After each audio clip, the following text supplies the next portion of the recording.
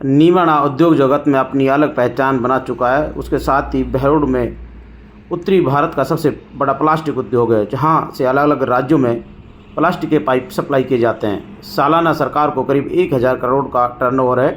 इन इकाइयों में करीब 1000 मजदूर को रोजगार मिला है। साथ ही बहरोड प्लास्टिक के क्षेत्र में अब तक करीब 50 इंडस्ट्री लगी हुई हैं। किसानों को इन पाइपों पर भरोसा है, जिसके कारण अन्य राज्यों के किसान भी यहाँ आकर पाइप खरीदते हैं। साथ ही अलग अलग मार्का के यहाँ बनते हैं, लेकिन रिक्को की अनदेखी के चलते उद्यमियों को काफ़ी परेशानी का सामना करना पड़ता है।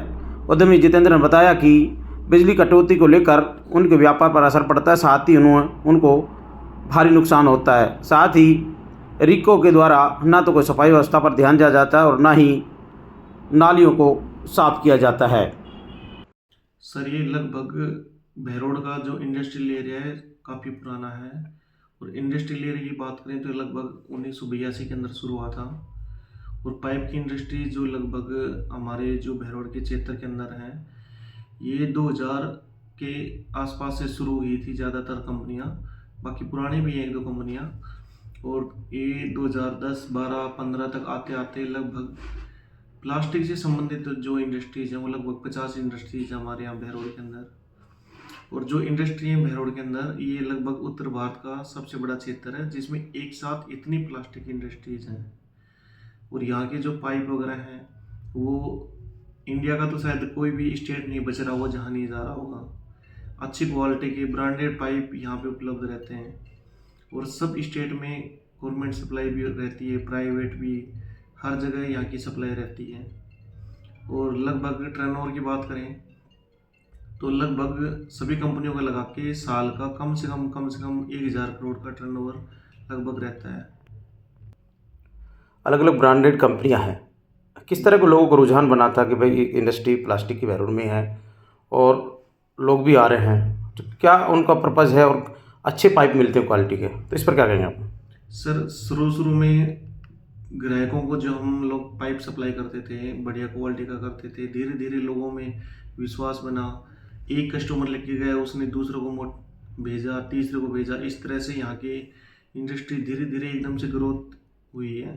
बढ़िया क्वालिटी के पाइप बनते हैं, बढ़िया सारी सुविधाएं मिलती हैं। एक जगह कस्टमर आता है, कई कंपनियों में ट्राई भी कर लेता है, अपना जो उसको बेस्ट लगता है वो ऑप्शन भी उसके पास रहता है कस्टमर के पास, कि कौन सा क्या बेटर ब्रांड है, कहाँ से उनको परचेज करना चाहिए।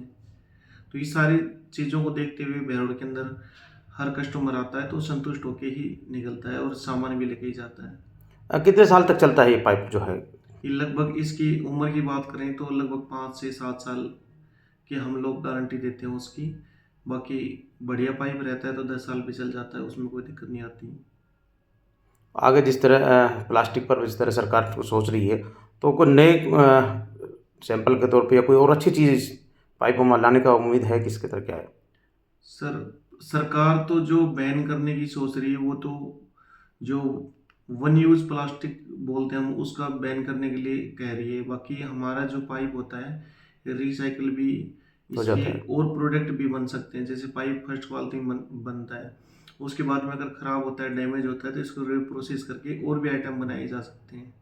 तो उससे कोई नुकसान नहीं होगा? उससे कोई नुकसान नहीं है। इसको बैन नहीं करना चाहिए। इसके बैन करने से भी मतलब व्यापार में उद्योग होगा और दूसरा काम भी नहीं चलेगा इसके बिना बंद होने से। ये जो अपने प्लास्टिक जो मैन्युफैक्चरिंग यूनिट्स जो बहरोड में लगी हुई है, इनमें सबसे बड़ी प्रॉब्लम है बिजली की बार बार कटौती होती है, ना उसकी पहले सूचना मिलती है। और जो इसमें काफ़ी नुकसान होता है बिजली की बार बार कटने से।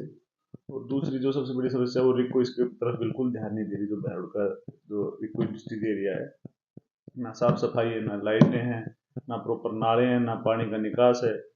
और इसकी कई बार कंप्लेंट भी कर ली गई, बाकी कोई ध्यान नहीं दिया जा रहा।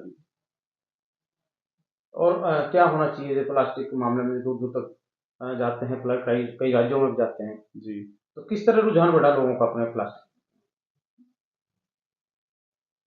कस्टमर इसलिए कि यहाँ सबसे बढ़िया तो क्वालिटी मिलती है बहरोड के अंदर, इसलिए दूर दराज से, हरियाणा, पूरे राजस्थान से, यूपी से बहुत किसान आते हैं, इसलिए क्वालिटी बढ़िया है और सभी जमींदार लेके जाते हैं। क्या क्या समस्या है अपने उद्योगों को लेकर? अब गर्मी का मौसम, एक तो लाइट की बहुत ज़्यादा समस्या है, पानी की, ये बहुत ज़्यादा समस्या है। इको क्षेत्र रहता है तो और भी समस्याएं होंगी। हाँ, नाले की, रोड की, रात को रोड लाइट नहीं जलती हैं। यहाँ समिट राजस्थान कार्यक्रम हुआ था राइजिंग राजस्थान, सरकार ने कहा था कि उद्यमियों को कोई परेशानी ना हो, कोई तो अधिकारी कोई सपोर्ट करते नहीं कोई करते? सुनाई नहीं कर रहे अधिकारी, सब अपने मस्ती मस्त रहते हैं। यहाँ कोई आके देखता ही नहीं कि उद्यमियों को क्या परेशानी हो रही है। बार बार लाइट कटती है हमारे यहाँ, कभी 10 मिनट में कट जाती, कभी 20 मिनट में कटती है, बार बार पाइप खराब हो जाती है हमारे, भारी नुकसान होता है। भारी नुकसान।